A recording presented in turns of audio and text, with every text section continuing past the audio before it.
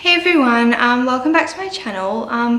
So today I thought I wanted to do a video. I haven't really planned too much for it, but I wanted to just talk about something that's been, I don't know, sort of just coming across my mind a lot lately, and sort of as I'm progressing in my recovery. And that is the fact that I'm sort of thinking the further I get into recovery from my eating disorder, the more I'm losing my eating disorder, if that makes sense. And that's something that's been really hard for me to come to terms with, and that's been holding me back a lot from recovering.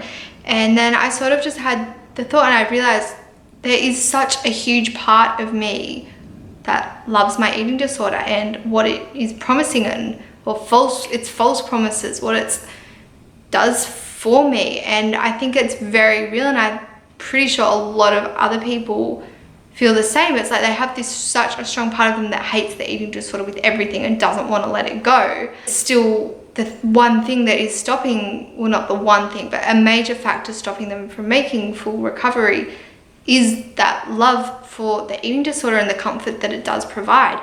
So that's what today I wanted to just sort of talk about, why, like, the part of me that does love my eating disorder. For me, I guess, like, my eating disorder, it has kept me in a bubble for so many years now. It has been an excuse to get out of things, and especially since I've been open about my struggles and recovery, I have definitely felt I could use it as an excuse to get out of things, to get out of work, to get out of social events, just to get out of sort of anything. And people sort of have that sympathy, and I can be like, oh no, like, I'm just not having a good day, can't do this, can't do that, or whatever. And like, people would just sort of know and not always understand, but it was sort of, I guess, an acceptable excuse.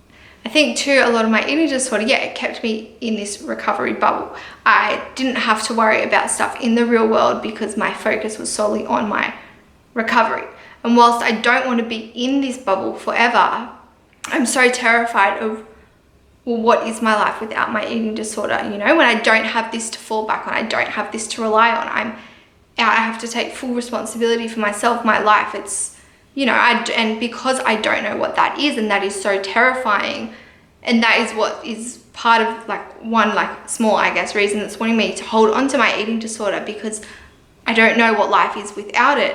And whilst I know I don't want to be here in this eating disorder recovery bubble forever, I guess it's more because I know what it is. It's got that comfort because I know, okay, this kind of sucks.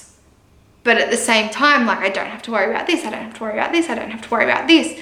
Whereas it's just that fear of the unknown. Well, I don't know, things could be a lot worse. Yes, things could be better. And it's so my mind is just so distorted, but I just know that I have a lot of comfort. I'm in my bubble, I'm in my shell, I'm not facing reality.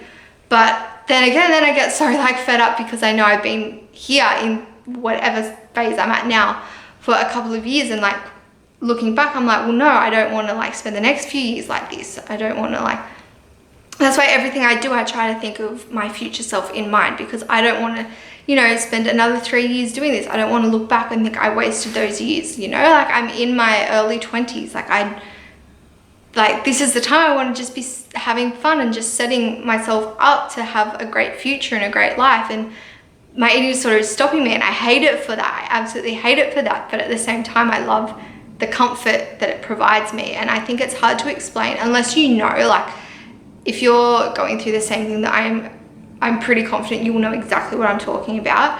But if you don't know, it's just so hard to explain, and it really does suck. And another thing that I think I love about for lack of a better word, about my eating disorder is, and this is in total vanity, but the fact that my body is conventionally accepted by society, and I don't always see it that way. I struggle with such severe body dysmorphia, and I don't always trust what I see, but I know, even though, as I said, I hardly ever see it, but I know that my body size is,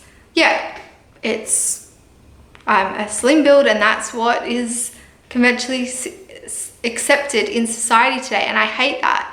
And I hate that for whatever reason that is important to me, because it shouldn't matter, because I have so many other things that define me rather than how I look. But for some reason that matters to me, that society accepts the way I look, even though I am so unhealthy. And that's just like, it frustrates me. Again, it's like something I hate and I love about my eating disorder, because, you know, it's got that promise, well, like, you know, but I mean, I'm at this point, I've lost so many friendships because of my eating disorder. So it's like, well, how accepted is it? It's accepted to strangers and stuff, but it's affected my relationships so much. And I just think it's, again though, it's, I know that if I just sort of let go of any restriction, you know, I will gain weight. I could gain 5 kilos, I could gain 20 kilos, I don't know.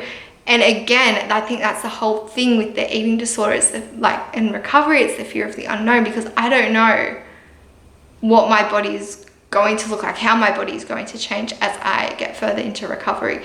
And that's something that I'm scared. And I know that, because I think for me and a lot of other people that are struggling through similar things to me, a lot of it, they like to be in control. They like to know exactly everything. And the eating disorder has that, you know, it's sort of, you think you're in control, but that's where it gets you, because really you're not in control, because you don't have your rational brain deciding these things for you. But in the ED bubble, in its world, it's telling you, well, no, like, you don't have to deal with this, you don't have to deal with this, you don't have to deal with this, you're always going to look like this, you're going to stay like this, you're going to do all that. And that in the moment is so comforting and so hard to let go of.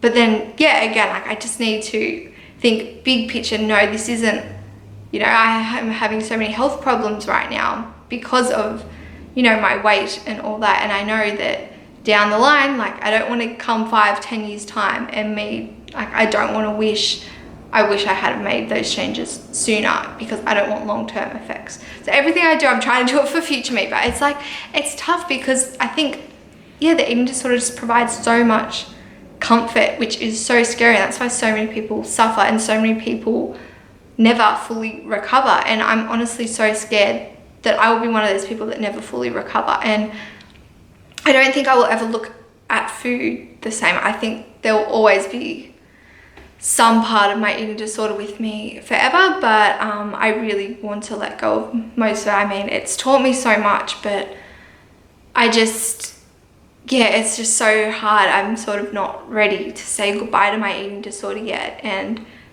a lot of me can't even explain why. And I don't even know why I made this video. I think it's just something I just really wanted to just put out there. And, you know, if anyone's watching, I'm pretty sure I'm not alone in this. And that in itself, that is really comforting, and that is really, like, yeah. Anyway, comment below if you can, like, relate to any of this, and, like, what your thoughts and stuff on recovery is. If you have any tips or any sort of things that, like, you recommend to, like, keep in mind, then that's what, like, I always say, that's my biggest thing. Think about your future self. Live the life you ultimately want to live. Okay, don't live day to day. Think big picture. Think everything you're doing in the moment, is that the life you're wanting to live? And, you know, being in this eating disorder bubble, no, like, 5 years time, I don't want my life to be like that. So I need to, nothing changes if nothing changes. I say that so much, but it is so true. Anyway, again, I don't know the purpose of this video, but if it can help someone, or if it can just bring someone comfort to know they're not alone in this, because I think that for me, like, the eating disorder community online is so amazing. And just knowing that everything you're thinking and feeling, someone else is feeling the same. And it sucks that other people are feeling like that, but it's just so good to know that, okay, yeah, it's, you know, I'm not alone in this. But yeah, anyway, that's all I have to really say for today. Like, subscribe, all that, whatever. I will see you in my next video, whenever that will be and whatever that will be. Okay, bye.